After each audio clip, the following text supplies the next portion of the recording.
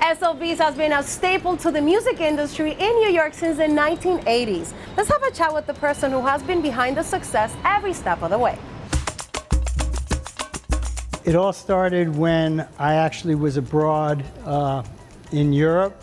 I was in Paris, France, and I went to this venue that just had Brazilian music. I just sort of fell in love with the music.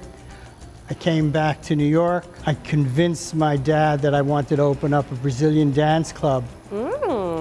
And he said, give it a shot. We opened up on a Friday night with Brazilian music, and it went through the roof. Amazing. Saturday night went through the roof.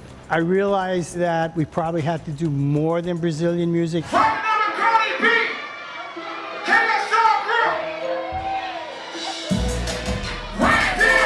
Now, whenever we talk about artists, people are like, who's been there? Well, Celia Cruz has been here, Marc Anthony, Kanye West, like the list goes on. We're sort of that midway point between where the music is within one culture, be it Latin.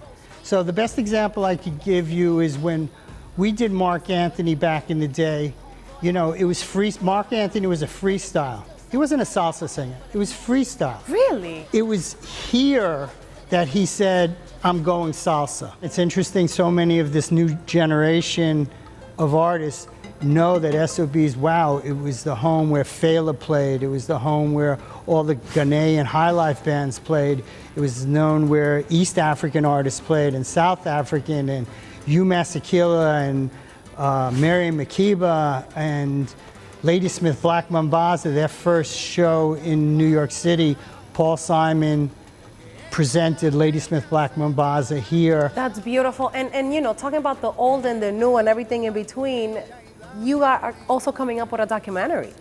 We are. What would you say is the heart of the documentary? It's got to be the human story. It's got to be that people now focus on our history, because our present history is we've done so many hip-hop artists. But the documentary has to start with the Gilberto Gil, you know, with, sadly, some of the African artists have passed away, but that journey has to start actually there to take us to the present.